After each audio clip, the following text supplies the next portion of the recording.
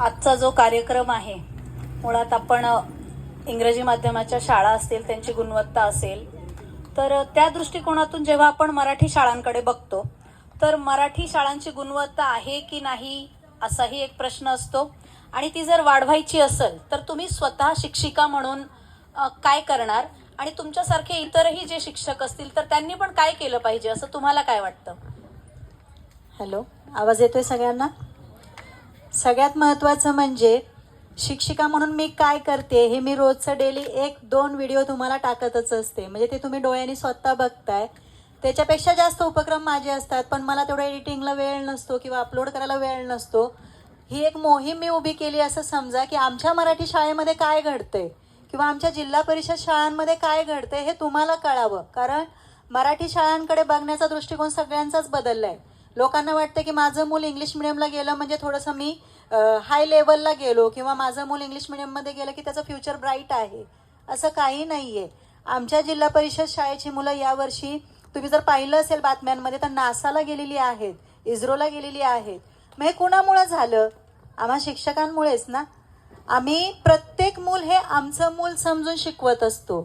म्हणजे आमच्या लहानपणी आम्ही जी कविता ऐकली होती की ही आवडते मज मनापासून शाळा लाविते लळा ही जसा माऊली बाळा. आणि आत्ता चिन्मयताई समोरच आहे, आत्ताच त्याचं लेटेस्ट व्हर्जन आलेलं आहे. शाळा मराठी माझी शाळा मराठी व जशी लेकरा माय धरती या पोटी व.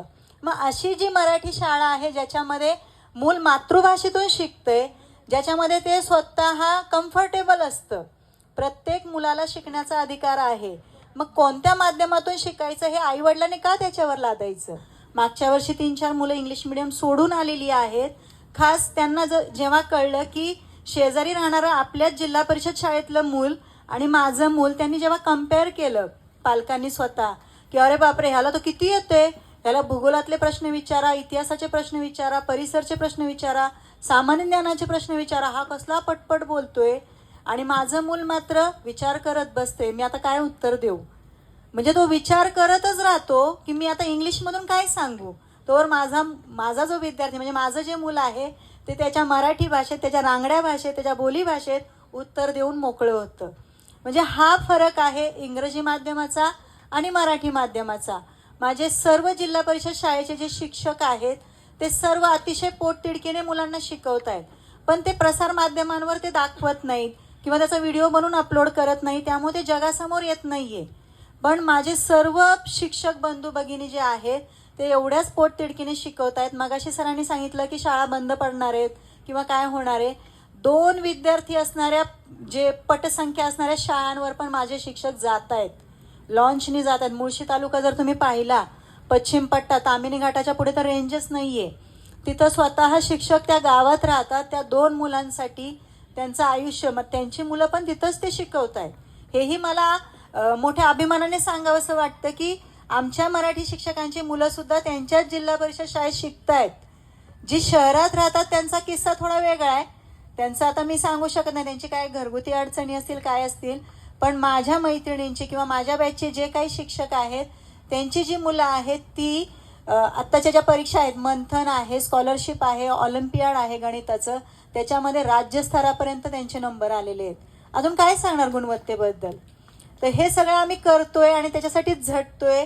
आमचा विद्यार्थी कुठेतरी चमकावा, आमच्या जिल्हा परिषदेचं नाव कुठेतरी यावं, त्याचबरोबर मराठी शाळेचं नाव व्हावं आणि पालकांमध्ये उद्बोधन व्हावं की मराठी शाळा किती छान आहेत आणि मराठी शाळेतूनच मुलं चांगली शिकू शकतात. आणि मी शिक्षक म्हणून तर हे एक काय म्हणतात हे घेतलेलं आहे, व्रत घेतलेलं आहे की जोपर्यंत मी आहे शिक्षिका म्हणून तोपर्यंत मी मराठी शाळेतच शिकवणार आणि प्राथमिक शाळेतच शिकवणार. कारण प्राथमिक शाळा हा मुलांचा पाया आहे आणि तो पक्का करण्याचं काम मला करायचंय. परमेश्वराने त्याच्यासाठीच माझी नेमणूक केलेली आहे की काय माहिती. म्हणतो ना आपण की संस्कार जर घडवायचे असतील तर ते मराठी शाळेतच. आज माझे सर्व जे विद्यार्थी आहेत सकाळी आईवडिलांचे पाया पडून येतात, घराबाहेर पडतात आणि जाताना संध्याकाळी 5 वाजता माझ्या पाया पडून वर्गाच्या बाहेर जातात. अजून काय पाहिजे? त्यांच्यासाठी आपण सर्वस्व आहोत. मग आपलं काम आहे की त्यांचं पुढचं जे भविष्य आहे ते आपल्याला घडवायचं आहे. त्यासाठी मी माझं सर्वस्व पणाला लावते. मी माझ्या पॉडकास्टमध्ये पण सांगितलं होतं मी माझ्या मुलांकडे अजिबात लक्ष दिलं नाही. त्यांच्या 10वी-12वीला कधी रजा काढली नाही. कारण माझी जी मुलं आहेत समोरची, त्यांचं भविष्य मला घडवायचंय. त्यांचे शिक्षक आहेत त्यांना शिकवायला, मग मी का टेन्शन घ्यायचं. ठीक आहे, एवढंच बोलेन. धन्यवाद. धन्यवाद मॅडम. आणि हेही खरंच आहे, मॅडमच्या बोलण्यातून लक्षात आलं की हा मुद्दा पालकांना का समजत नाही, हाही एक प्रश्न आहे आपल्या पुढे, की आपला मेंदू आपल्या मातृभाषेत विचार करत असतो. जेव्हा मॅडमने आपल्याला उदाहरण सांगितलं की मराठीतून बोलायचं तर पटकन व्यक्त होता येतं, चांगल्या पद्धतीने सांगता येतं, आणि इंग्रजीतून सांगताना अडखळतो किंवा फार विचार करावा लागतो, आणि जे सांगायचंय ते व्यवस्थितपणे सांगता येत नाही. यावरून सुद्धा आपल्याला आपली भाषा आणि आपलं शिक्षण याचा आपण कसा ताळमेळ बसवायचा याचं महत्त्व आपण समजू शकतो.